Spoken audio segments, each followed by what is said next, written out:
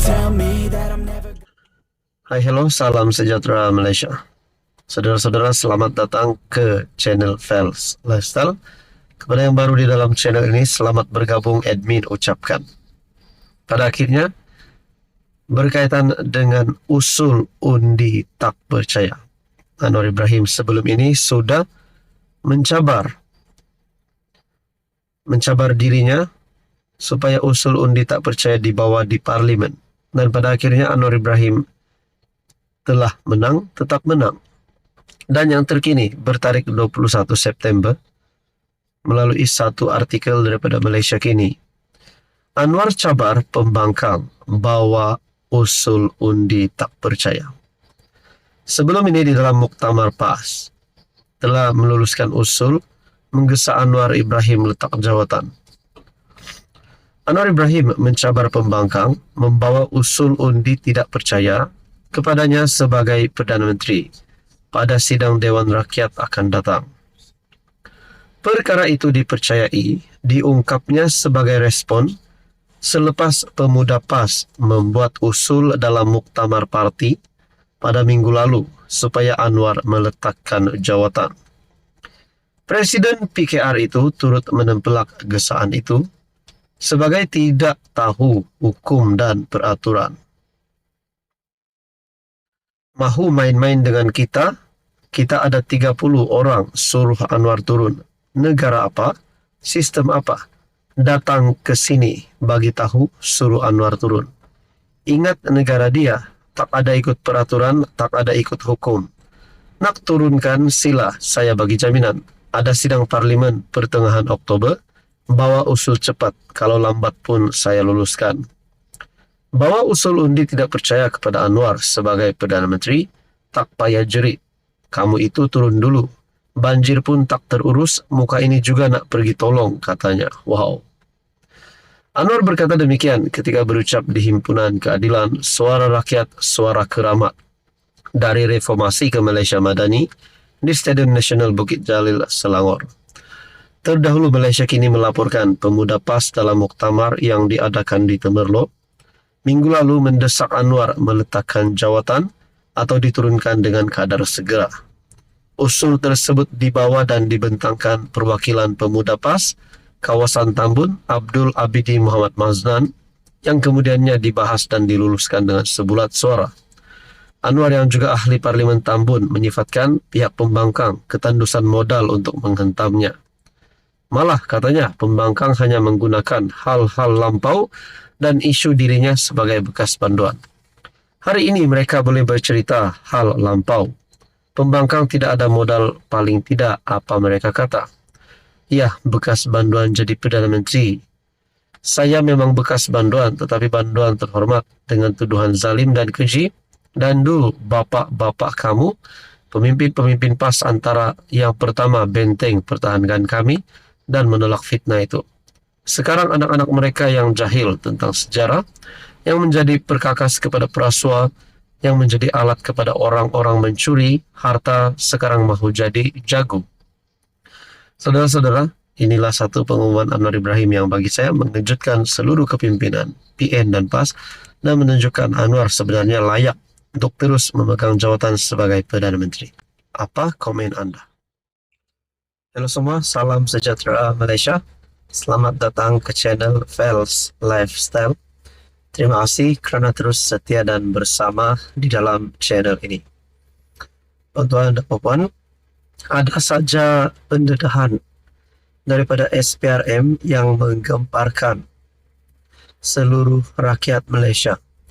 Seleweng dana sana sini, penyalahgunaan kuasa, salah guna jawatan yang mereka ada, sehingga menyebabkan kes rasuah di Malaysia ini semakin menjadi-jadi. Namun pada akhirnya, di bawah pemerintahan Perdana Menteri Datuk Seri Anwar Ibrahim, banyak kes rasuah yang berjaya ditumpaskan SPRM. Satu isu terkini ataupun satu keputusan terkini daripada SPRM yang pasti mengejutkan ramai. Mereka yang dipercayai Mereka lah yang diberikan amanah tanggung jawab, tapi mereka jugalah yang merosakkan kepercayaan rakyat Malaysia terhadap mereka. Sindiket seludup warga asing, hampir RM800,000 wang tunai dijumpai di bilik tidur pegawai imigresen. Artikel daripada Buletin TV3 bertarik 18 September 2024. SPRM membuat pendedahan mengejutkan berhubung sitaan bagi sindiket penyeludupan warga asing menggunakan modus operandi counter laluan khas ataupun counter setting. Ketua Pesuruhjaya SPRM Tan Sri Azam Baki berkata, hampir RM800,000 Malaysia wang tunai dijumpai di dalam bilik tidur 2 pegawai imigresen yang terlibat dalam sindiket berkenaan. Sitaan wang tunai antaranya sebanyak RM518,250 kita pernah jumpai daripada pegawai imigresen kanan grade KP22 wanita di Pahang. Wang diletakkan di dalam bagasi di bilik tidurnya. Turut disita RM248,443 daripada pegawai imigresen grade KP19 lelaki yang bertugas sekarang di Melaka. Wang dijumpai di bawah katil bilik tidur utama, katanya pada sidang media di Ibu Pejabat SPRM.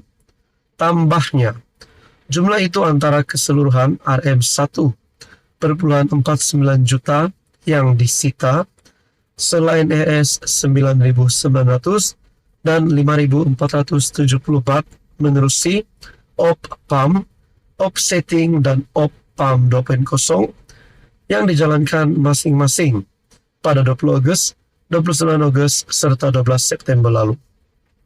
Beliau berkata, akaun bank yang dibekukan adalah sebanyak 215 akaun dengan nilai RM 3.6 juta lebih, membabitkan 16 milik syarikat dan 84 individu, yang mana 49 akaun pegawai imigresen dan seorang anggota polis di Raja Malaysia.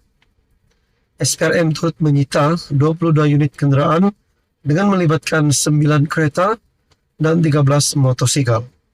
Saudara-saudara, bagi saya ini pasti satu tangkapan dan penemuan mengejutkan daripada SPRM terhadap seluruh kepimpinan politik Malaysia. Turut disita 2 jongkong emas masing-masing seberat 1 kilogram dengan anggaran nilai RM720,000 dan lebih 75 utas barang kemas seperti cincin, gelang rantai, loket serta subang, selain 12 jam tangan pelbagai jenama. Operasi adalah hasil risikan yang dijalankan selama 6 bulan oleh bahagian perisikan SPRM. Mengulas lanjut, Azam Baki berkata, modus operandi sindiket adalah mempromosikan package untuk masuk ke Malaysia menerusi platform media sosial seperti Facebook, Telegram, dan aplikasi media sosial lain. Ujarnya, ejen akan menghubungi pegawai imigresen menerusi WhatsApp untuk mendapatkan tarikh yang sesuai untuk kumpulan warga asing datang ke Malaysia sebagai pelancong, dan pegawai imigresen terlibat akan memberi lampu hijau jika tarikh berkenaan sesuai. Tuan-tuan yang amat dihormati, apa komen anda? Ini pasti satu tangkapan dan penemuan mengejutkan seluruh rakyat Malaysia.